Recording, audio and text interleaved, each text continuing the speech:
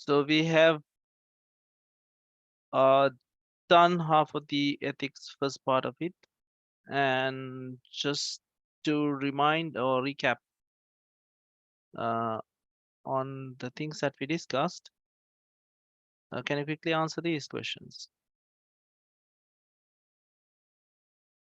so we can discuss if our understanding is not exactly there?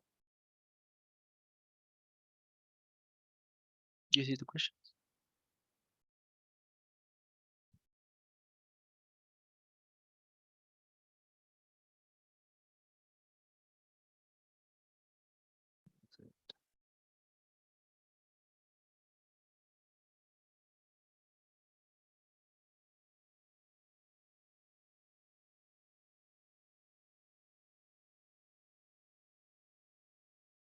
Can you see the questions? You can, right? Okay.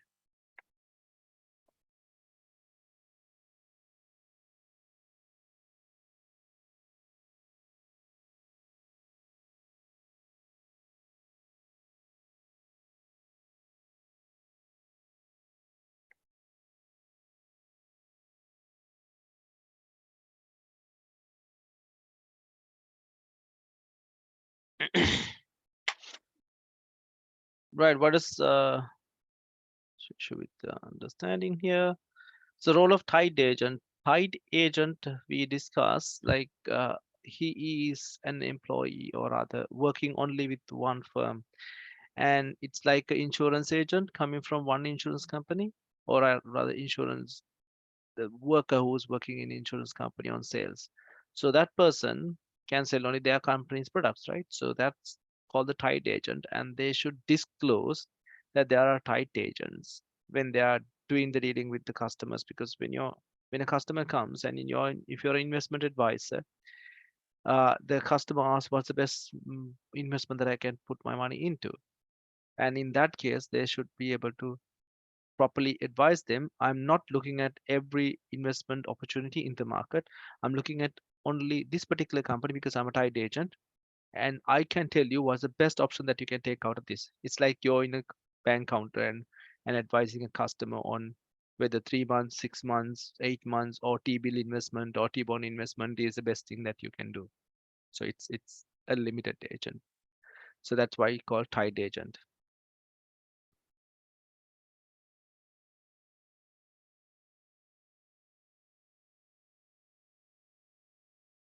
What's this one? What's the low charge principles?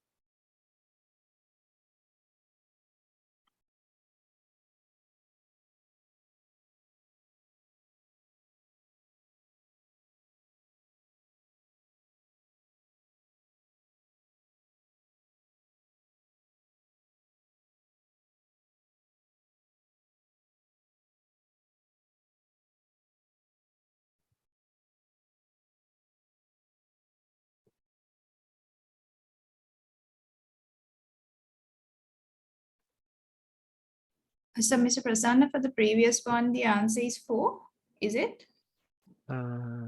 Yeah, answer is 4. Okay. Sorry, answer is 4. It's only one product. Yes.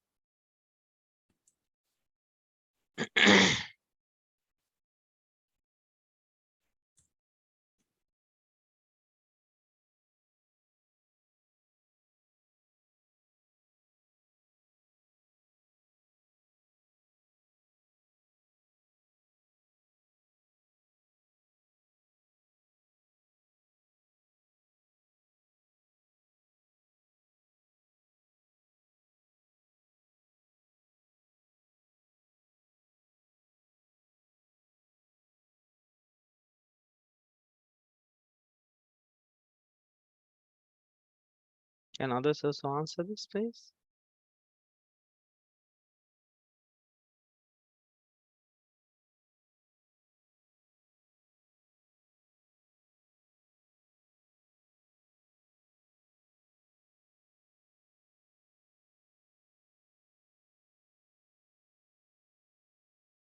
Okay.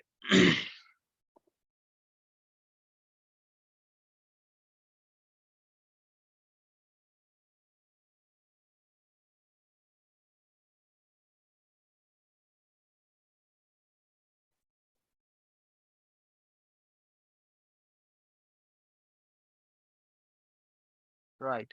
We were discussing about Lord George principles.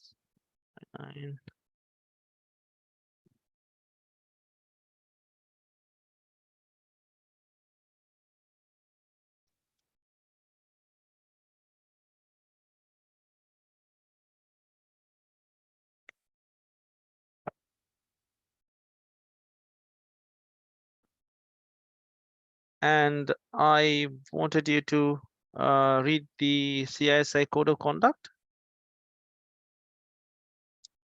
So Lord George principles are actually the code of conduct of the CISI.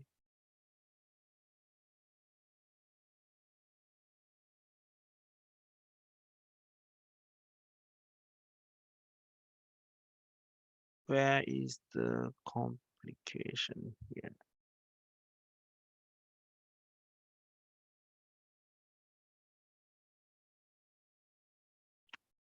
I can see where you've gone.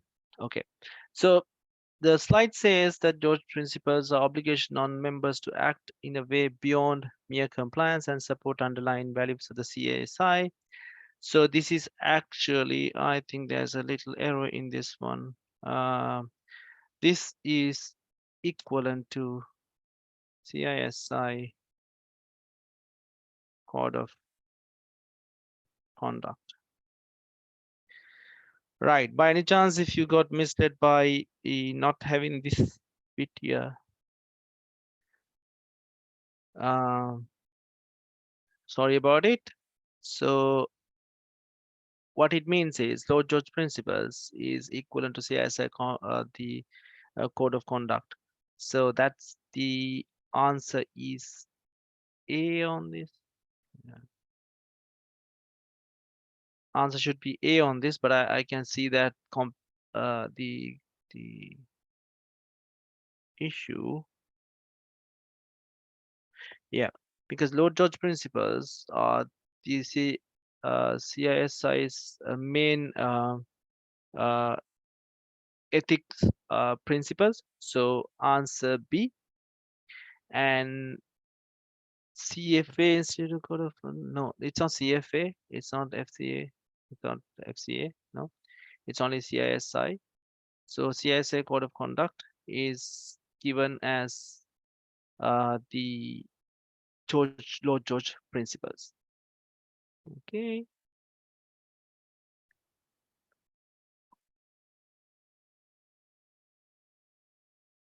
Uh,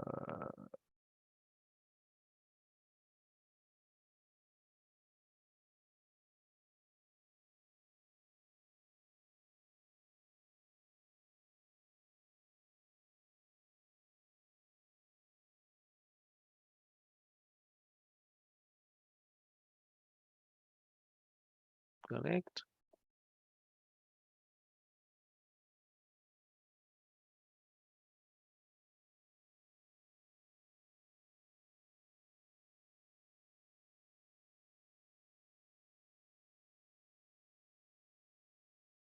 Uh-oh.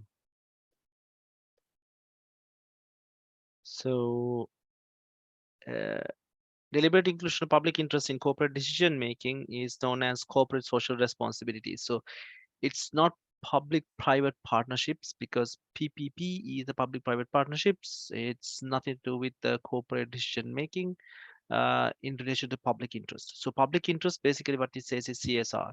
So CSR generally refers by most of the companies on the charitable activities, which is wrong. It is not the case. Even a company who is not doing a single charitable activity can be a corporate social responsibility lead if their business is conducted in public interest, or rather best interest of the public. It doesn't have to be charitable. It doesn't have to, you can make profits, but you can do it the right way. And your product may be the most expensive product in the market, but you can still be a CSR compliant company if you're doing the right thing, um, better the uh, community. So its answer is 3. This.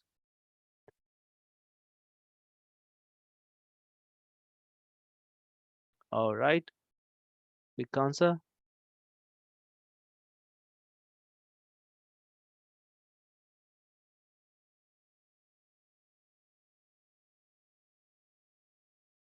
quickly. It's gonna take you in a minute. Yeah, fine. Answer is correct. The Lord George principle is the first one. Oh, you've not done this yet.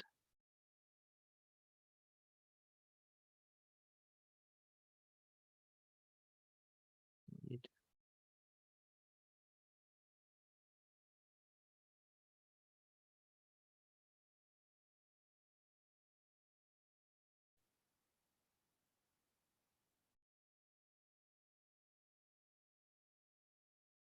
All right. So look at this question. Do you know the answer for this one? I don't, because I can't remember the sequence of this. And if you have referred it many times, yes, you might be. But don't get yourself stuck in these kind of questions. Whatever you feel is right, just go for it. Okay. Now I don't know to say, but which answer is right, but you can refer it back. But those questions are given as time wasters. Please ignore them, or rather, if you can remember, that's fine. It's excellent. But if not, just this we have not discussed yet. Okay, I think we are all right in this. Uh,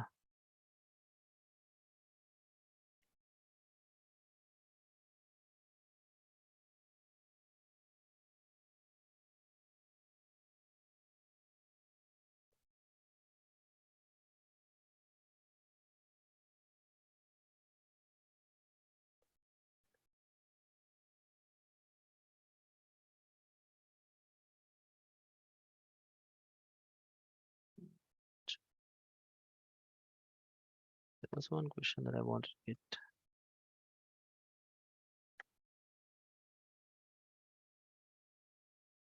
Okay, this one. How would you answer if you given this one?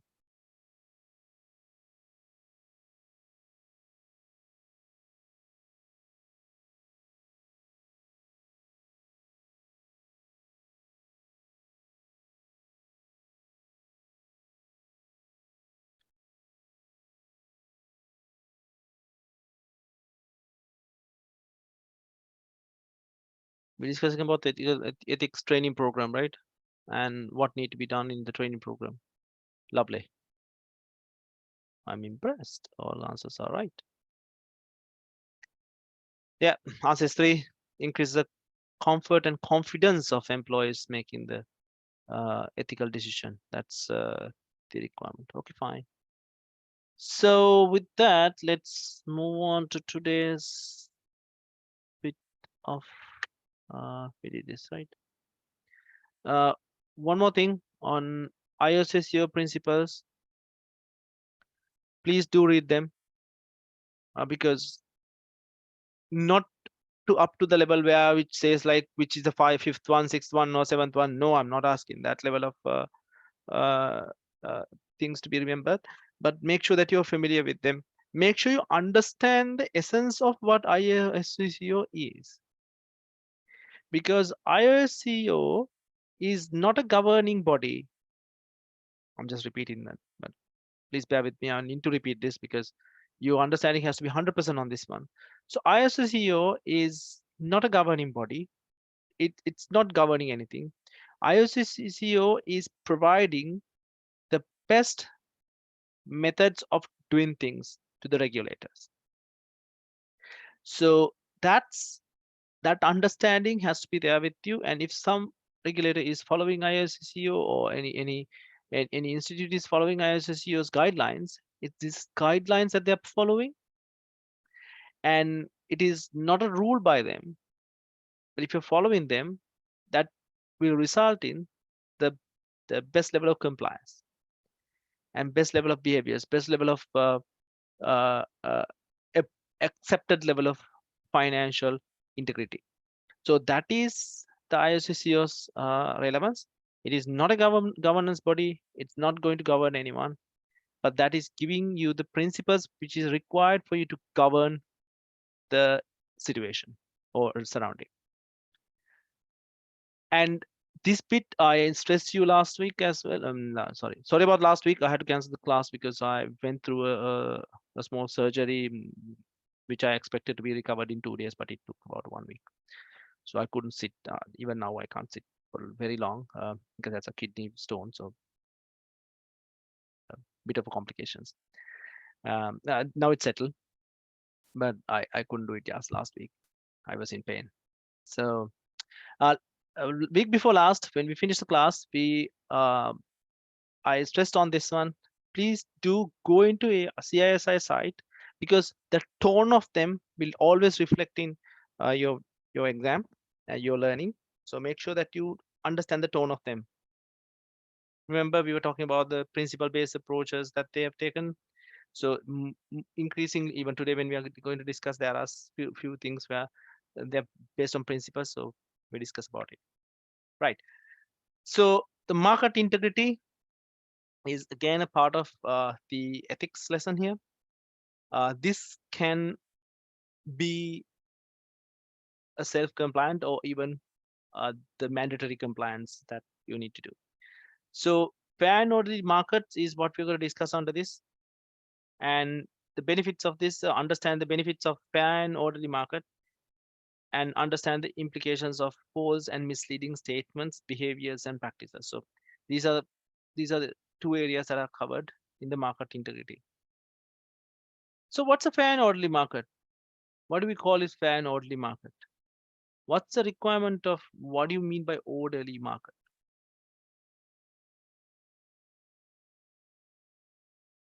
Okay, I'll ask the question on the other way. What if the market is not fair and behaving orderly? Will the investors have more confidence in investing in it? It's No, hard earned money. Yeah, it's hard earned money, so they can't invest. Why? If it's not orderly, what'll happen? there'll be an integrity issue in the market. You're confused whether to invest or not. Exactly, exactly. So sometimes even Colombo Stock Exchange behaves like that Mm. because there are few players who can manipulate, who will increase the price of a share which we think it's a naturally increasing, and you go and invest. Next day it's falling.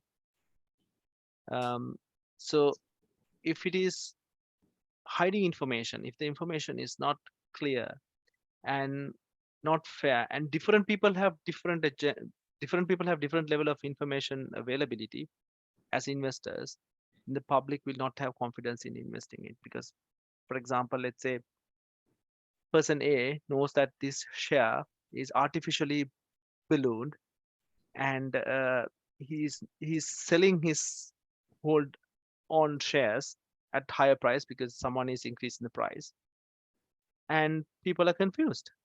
So that Mm. next time when you look at something is going up, they are not sure whether that is actually going up or someone is making it up. So that is not fair and orderly market, and confidence of investors will go really down, and the investors will exit from those kind of markets. So that's why it's very important to keep the fair and orderly market. Because the other thing is the tone of this is set because these are retail investors. The presumption, it can be proven otherwise, but presumption is the the ordinary people do not have expertise in analyzing this. They go and invest on available information with limited level of knowledge of analytics.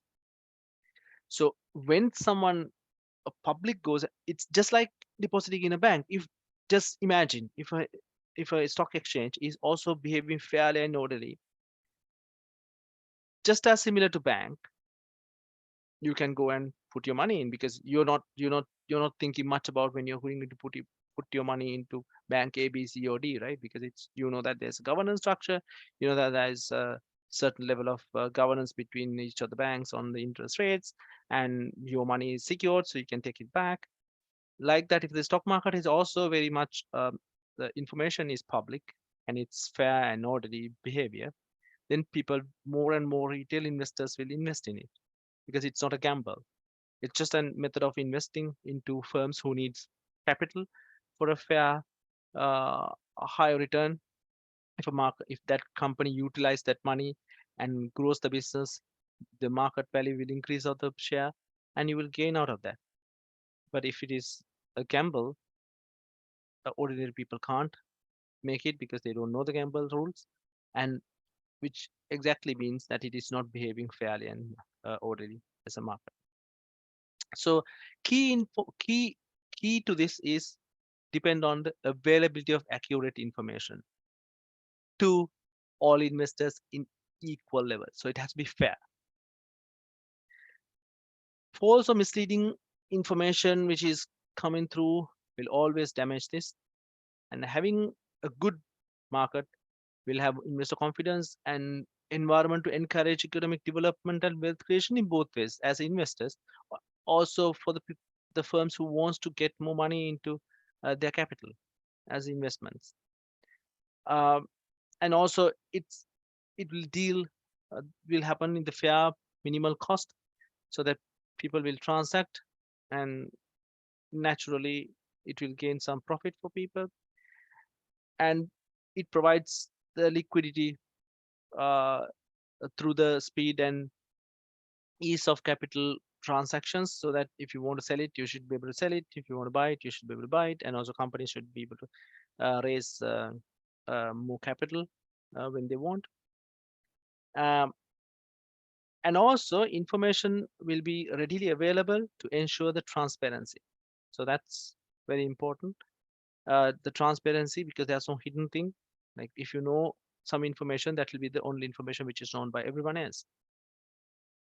And and significant resources will be applied to the identification of prevention of market abuse, so that market is always watchful. If someone is trying to do something fishy, then it should be able to catch it, so that the people of very minimal level of people who are trying to manipulate will not be able to do that. So these are the characters of a fair and orderly market. And in that, under that, there are a few things that we need to discuss about this. So information that we discuss about, we call the price sensitive information, and price sensitive information which are non-public are normally discussed under this topic as a price sensitive information. So the problem with this price sensitive information which are not public, when they get public, it impacts the price. Before they getting it to the public, if someone has the knowledge of this price sensitive information, they can get benefit out of this. So holder of such information has to be controlled, because otherwise what will happen is this market will not be fair, because people will be just didn't know about don't know about any of the information, but someone who has information can whack the market. So therefore there are control has to be in place, and protect confidentiality and access to the price sensitive information which are not public or until it is public, which includes the family members during key periods. Why these three characteristics are introduced is some people may be having access to price sensitive non-public information at different stages, and it is at most important as a market perspective to protect them. And when they are having that information, you always have the interconnections in the private life, which is immediate family members. If you have information, you will ask your partner, wife, brother, sister, or someone to buy the shares within the next 2 days, because in the third day there will be a merger or acquisition or something happens which goes up in price. Uh, and also this information will be key in terms of some period of time. So it's important to keep that sensitive information non-public and not being used by someone who's holding it for that key period of time. So for that, there are introduction of rules, because ethics is number one. So integrity of people who are working for those uh, firms or at that time in terms of information. And it is not enough, like we discussed earlier also, the ethics or practice or self-compliant might sometimes be not enough, because there can be people who are trying to manipulate the situation. So therefore, insider trading regulations have come up in all the markets to prevent this and criminalizing them. I hope I explained criminalizing criminal offense earlier, because criminalizing is done to prevent anyone attempting this, and whoever who attempt can be punished in the law court of law by the prosecutors. That's by the government. You don't have to take the case by a person who's affected by this, but it is the government who will take that action against the person who is doing it. Prasanga, Yeah, Prasanna. Prasanna, now I see in UK the stock markets don't fluctuate like Sri Lanka. So, are there any stringent rules and for insider dealing? How it is monitored? Do you have any idea? Because in Sri Lanka, I see markets one day it goes 100, 200 points, because they're down 500 points.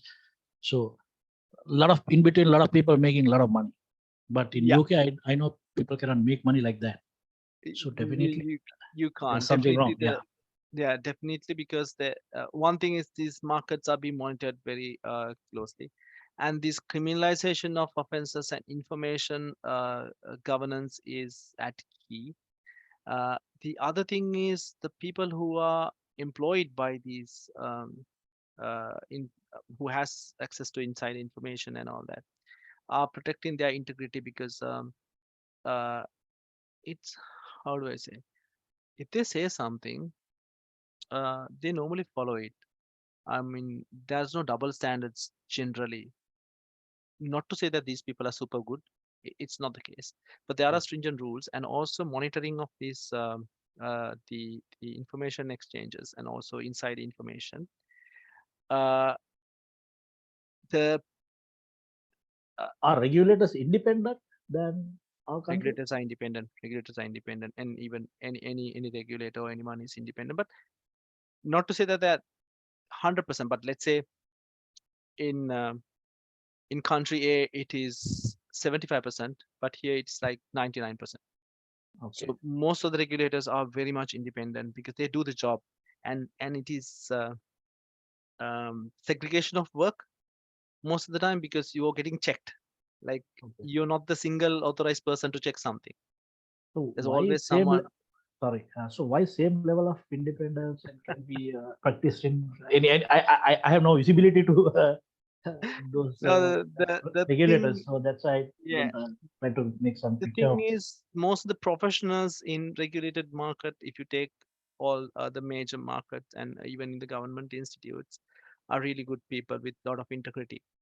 The problem what I see is, I, it can be wrong, but what I perceive is like, there are people who are connected to the corrupted political regimes. So that when they are connected to politicians, and they believe or they think that they can get away from law, and it has happened in many instances earlier, like in the bond scams and all these things which has happened earlier, and some dealings which has happened. So that's a bad example, people are seeing it, and So, those people are so powerful in private life. So people do not want to be uh, like, you don't want your family to be impacted, right?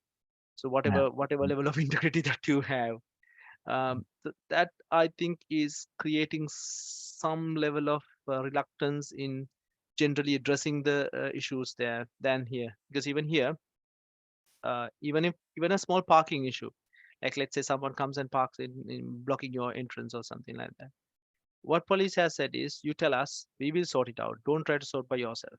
So you Okay. don't go and fight with them. But when you call police, they come, Right. and if you're wrong, they will take you into custody then and there. They don't like take warrants or anything like that, or run around. They take them then and there into custody and produce them in the relevant court, or even they can discuss with the lawyers. They don't go and hit them or anything like that. They just go and keep them inside the police, and you can have your lawyers. If you don't have your lawyers, I mean, that's in normal behavior. So same things applies for these ones, and they are fear of enforcement authorities. Unlike here, you can't call the police and ask them to release someone in custody. Lot of things. And on the other hand, which I have seen, the cultural differences. I mean, this is important for us to understand, because sometimes we find it very confusing to understand, because if someone makes a statement in Sri Lanka, we are trying to cross check like in thousand ways, right?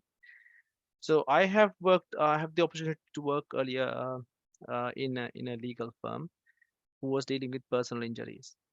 So even if someone comes and knock you from the behind of your car, you get this jerk, right? You get this neck pain. In Sri Lanka, what we do, we put some siddha leper and we get it sorted, and we are thankful that we have not got injured, but actually it's an injury, and they claim thousands of pounds for that.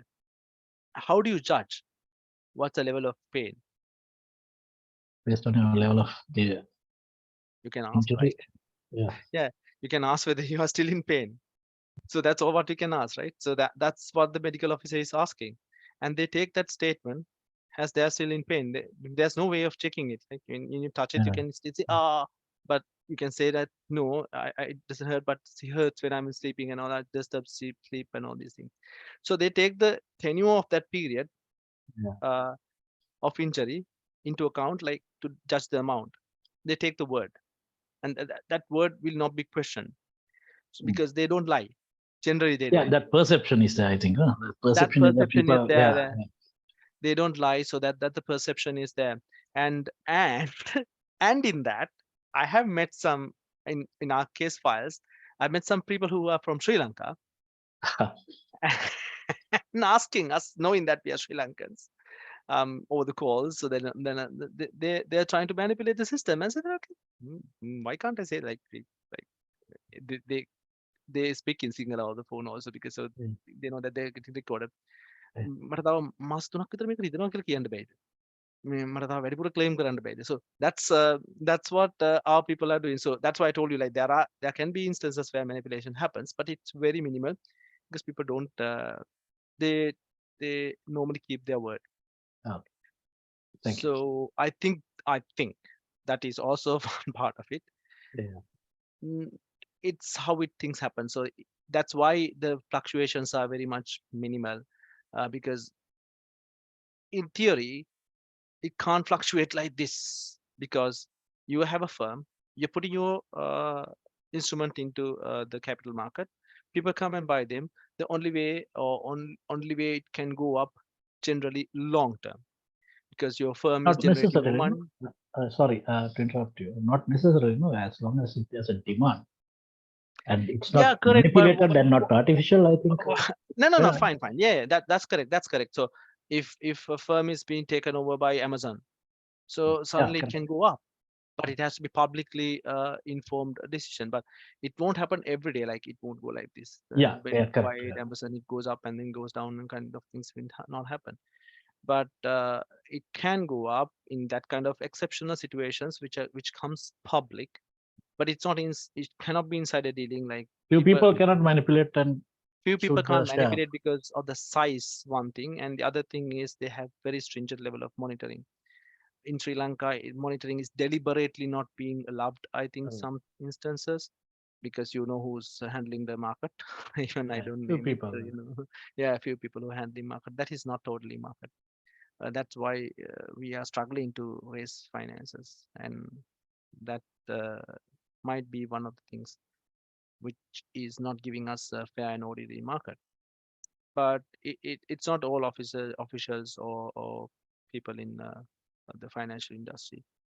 90% of them, or maybe close upon 98% of them, are really good, genuine people and very good professionals. That's why they can find the professions anywhere else in the world.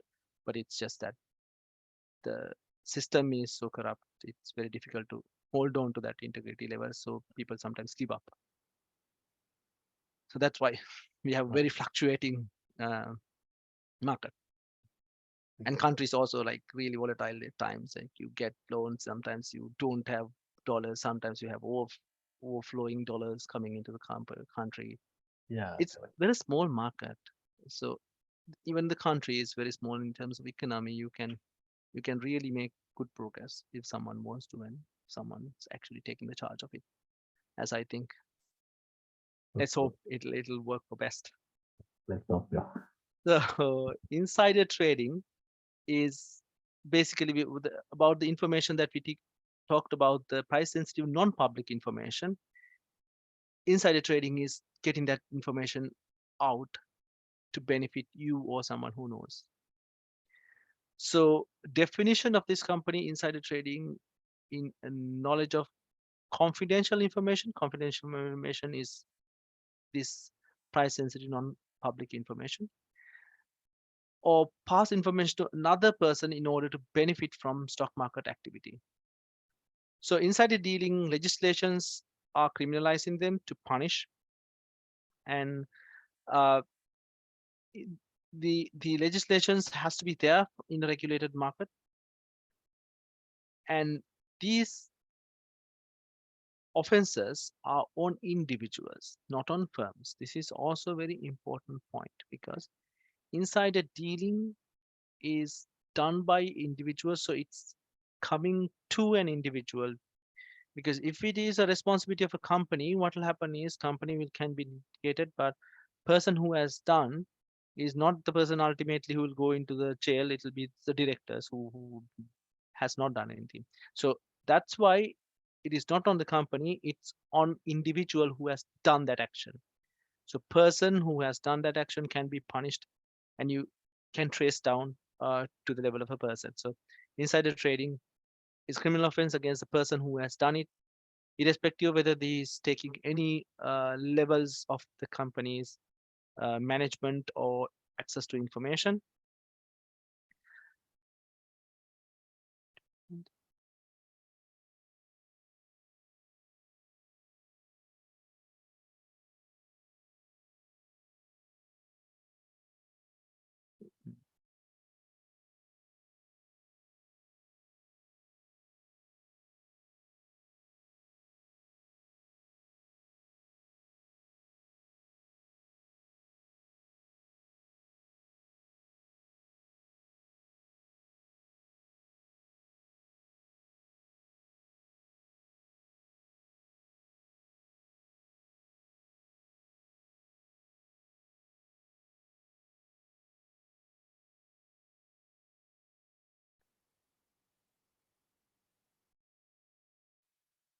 Securities Course Module 5, Insider Trading. The Insider Trading Prohibition. Insider trading is perhaps the best known violation of the securities laws. The news is littered with Do you hear the sound of this? Do you Yeah, hear the we can sound hear. of it? We can hear. corporate Yes, we executives, can. celebrities, athletes, and politicians who find themselves in hot water for insider trading. These examples are just the tip of the iceberg. The SEC investigates many people for insider trading and brings, on average, approximately 50 insider trading enforcement actions each year against a wide variety of defendants, including lower-level corporate employees, attorneys, physicians, students, teachers, accountants, and so on. In this module, we'll survey the law concerning insider trading. First, we'll identify the reasons insider trading is prohibited. Second, we'll explore the key elements of the insider trading violation. Third, we will analyze the two key insider trading theories, the classical theory and the misappropriation theory, and look at liability of both the tipper and tippee. Finally, we will identify regulations and special rules that help prevent insider trading. Two overarching rationales exist for the prohibition against insider trading: preserving fiduciary duties and maintaining fair and orderly markets. Fiduciary duty. Insiders who gain valuable, non-public knowledge concerning a company typically owe fiduciary duties to the company and its shareholders, including the duties of trust and confidence. Material, non-public information is the property of the company, not the insider. Insiders should not be permitted to use that information for their personal advantage. The duty of trust prescribes placing their own interests above the shareholders' interests. The duty of confidence prohibits disclosing private information about the company. Consider that shareholders elect the board of directors. Directors hire the CEO. The CEO hires the next level managers, and so on. Every position within a company is traceable to the shareholders who have directly or indirectly placed their trust in the position holder. Therefore, the law posits that they should return trust and confidence to the shareholders. Because company directors, executives, and employees are in a position to access non-public corporate information solely by virtue of the positions that were bestowed upon them by the shareholders, the fiduciary duties of trust and confidence apply. As the SEC held in In re Cady, Roberts and Company, and the Supreme Court later recognized in the seminal insider trading decision, Chiarella versus United States, when corporate insiders gain access to non-public information, they have a duty to either disclose the information to the market or abstain from trading altogether. This rule is known as the disclose or abstain rule. Fair and orderly markets. A secondary reason for prohibiting insider trading is to maintain investor confidence in securities markets. Insider trading undermines faith in the fairness and integrity of the securities markets. Still, there are limits to this principle. As the Supreme Court stated, the federal securities laws do not recognize a general duty between all participants in market transactions to forego actions based on material, non-public information. Breach of a fiduciary duty somewhere along the way is essential to an insider trading charge. In the absence of a breach, trading on inside information may actually be beneficial because it allows the market to discover the true value of the security. This situation arose in Dirks v. Securities and Exchange Commission. Motivated by a desire to expose fraud, corporate insiders informed a stock analyst that their company was cooking the books and engaging in widespread financial reporting fraud. They did not personally benefit financially or otherwise from sharing the information with the analyst. Because they did not breach a fiduciary duty, the analyst did not violate the insider trading prohibitions when he informed clients of the fraud. Imagine becoming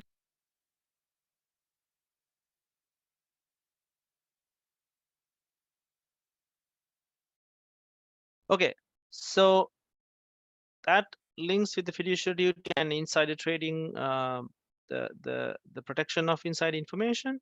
So insider information disclosure, as you saw in the last example, was not always wrong, but if it is for the public interest. But other than that, any inside information that you're holding should be protected for the benefit of all the stakeholders, so that you can't get additional benefit out of that. Now, the last example, that when the company was cooking the books, like they are cooking the change in the financials to show a beneficial relationship, beneficial outcome, it is disclosed to the market, but that is actually inside information, but it is price sensitive, correct, but it's not for the benefit of it, benefit of him, it's benefit of, or the correction of the correct thing to do.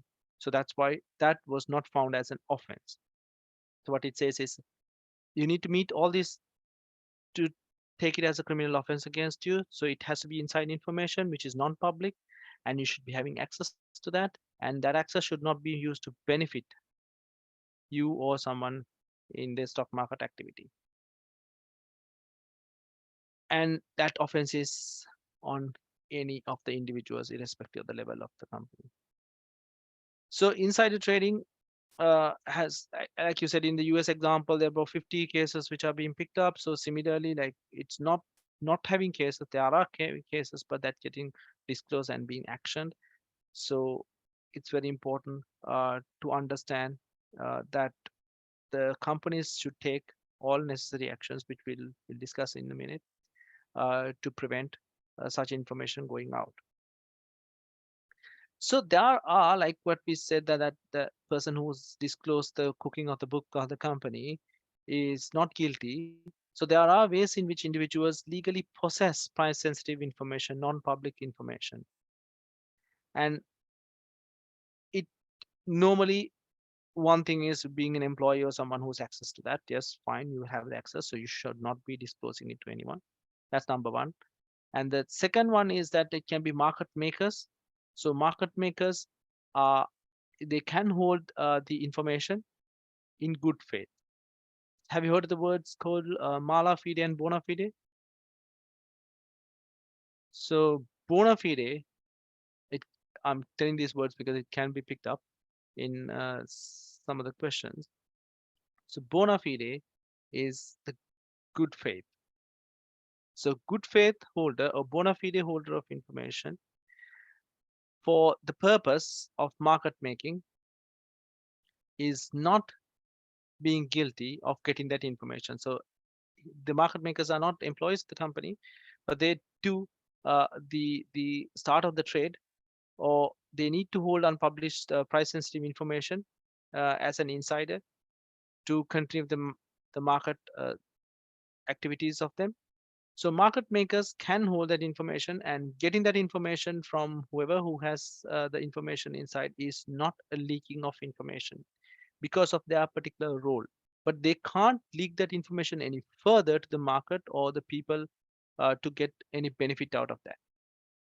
And the other defense that you can take is on now, let's say if you being caught for disclosing some of the information, so you, as a defense, what you can use is its market information. So is insider also can prove that this information has already in the market, or they already knew it in the market, and then you will not be found guilty of leaking that information. For example, like in the video that you saw it, either you disclose or you keep it. So you can't do like halfway through things. You can't give half information to someone and not give to the others. So the rule is either you disclose to the market so that everyone has the same information, or you conceal the information. Don't send it anywhere in the market. So if some information is already out in the market, let's say a firm is being uh, bought by Amazon, or maybe some giant is buying one of the firms which are already in the market. If that is already public, like if that person goes and make a lecture in public and say that we are next week we are finalizing our deal with this company in a public conference, which is not in the news but still in the public conference, and then you can tell that that information was already public and it's not me who has given information to one person or two people whom I know, since the that big business tycoon has gone and told that he's gonna buy this company next week in a conference when he was addressing it. That was already public, so it's public information, even though he has not put it on the news or advertisement and say that we are going to buy that. So that's, if it is already in the market, you are not guilty of disclosing the information, but you need to prove it as an insider who has the information about it. And there are some players, some people working on some the rules on price stabilization in the market. So price stabilization uh, rules are also applying in some market, which we're going to discuss later.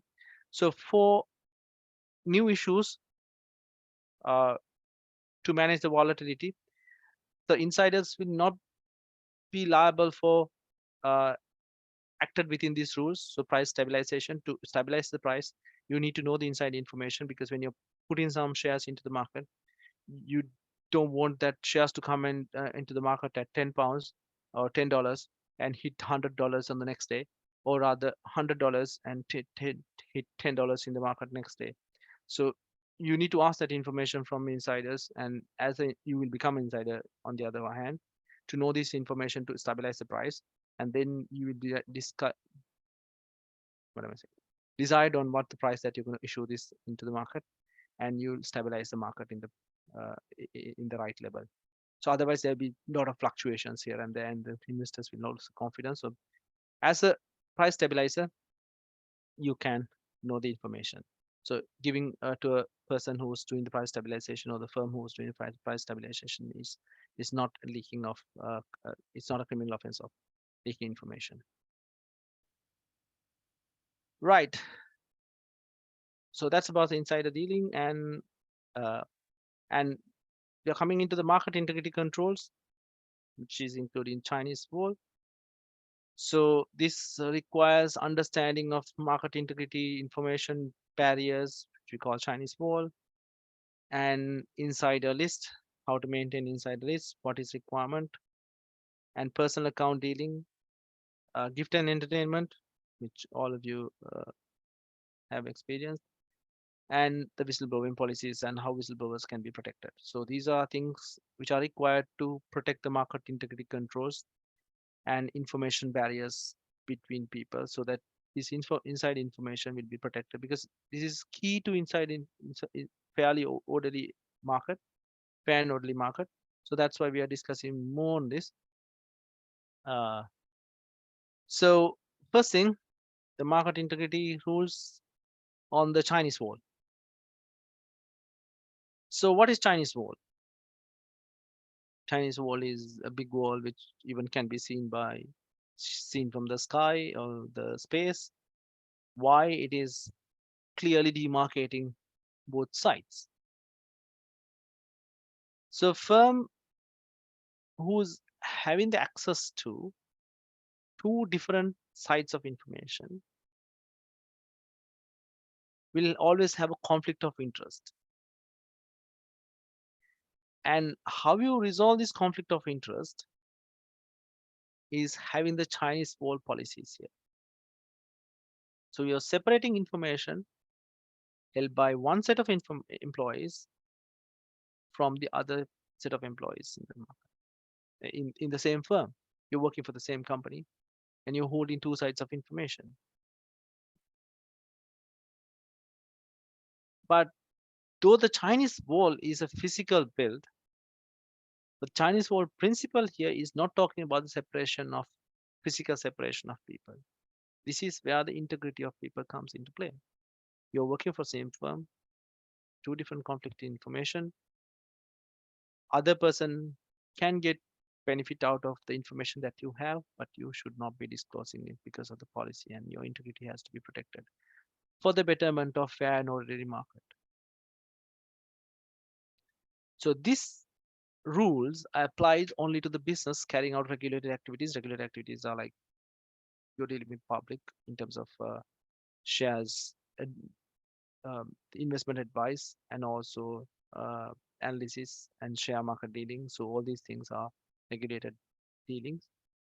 And regulators normally requires to withhold or not to use information held by one part for the purpose of the other part. Uh, and these firms should ensure effective and adequate separation of this information, and you should show that there is a proper way of informing and managing this information separation. So you need to make sure that your information is withheld from the part of the employees from the other part of the employees, the company. How do you do this? These are very um, uh, sensitive things, because your employees of one company, both sides, and both sides have to make profit. When your information will help other party to get some profit, you're prone to like give that information. But Chinese world regulation says your policies and procedures and also your actions should reflect properly to stop this kind of thing happening. And you need to have the policies and procedures, so information barriers and reporting lines. What if you are reporting to the same manager? You have your investment analysis part, and you have the investment brokering part. So those two are separated by Chinese wall. But if you are reporting the same manager, he needs to make sure that his profits is high, right? So analysis part or the advisory part can get information from each other and make the both divisions profitable, which is not ideal. So that's why they said you should not be having the same reporting line for people on both sides of the Chinese wall. Also, remuneration structure. If your bonus or if your salaries are dependent on the other side of the Chinese wall's performance, like let's say the investment analysis and uh, the investment brokers are two different sides. And if whole firm is making profits, only you are getting a bonus. And if it's pegged like that, investment analysis will be more prone to give home information to the client advisory part, because then that will give more profit to the company. So that has to be monitored. The policies and procedures should make sure that it is not the case. And segregation of duties, that's basic. And it has to be independent. Policies has to be there on both sides, so which is not dependent on each other's uh, performance. For example, corporate finance versus equity research. So information may uh, uh, exchange of information may benefit from each other. So therefore, it should not be the case. Firm will not be accused of the inability to pass the knowledge. Like let's say you're taking a service from investment advisor from the company A, and they are separated from a Chinese wall from the investment analysis department or the some analytics department on the other side who's doing analysis for the companies, who has inside information, who knows what's going to happen if this is done, if option A is done, option B is done, option C is done. But if that information is known by the investment advisory part, they can advise the customers using that information, which can make profit. And customers know that the analysis part is also done by company A, and he's taking advice from company A, which is other side of the Chinese wall. But later on, if the investment goes wrong, and if the investment is not earning the expected level of profits earlier, as advised by the company A's investment advisors, they can't take the company A to the court and say that you have advised me to invest in this uh, security, but you had the information as company A, and you had not used that information to best advise me to invest in not the share X, but to share Y. So that you can't take that position because you're being protected, because you already have your Chinese wall policies, and you're not sharing the analysis policy, the analytics arm, which is on one side of the Chinese wall, with the investment advisory part for the betterment of the market. Because otherwise, what will happen is the clients who are coming into your investment advisory part will have all the inside information, which is wrong, which is again inside information. So therefore, you have the excuse.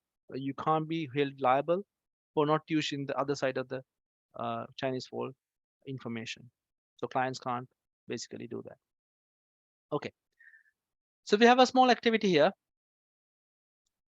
I'll put you in groups, and you need to discuss on this one. Take a screenshot of this one because when you put on the discussion rooms, you won't see this.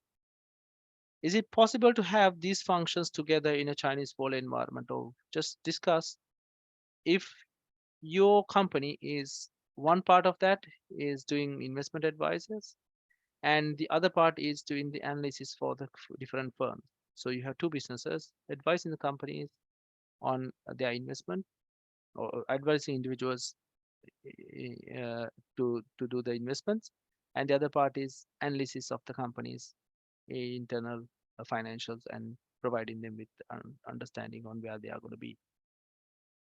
So whether you can have these functions together, or do you need to separate them, right? So I'll give about 10 minutes. Let's do this activity and come back in 10 minutes. I want you to discuss. Yeah, the hell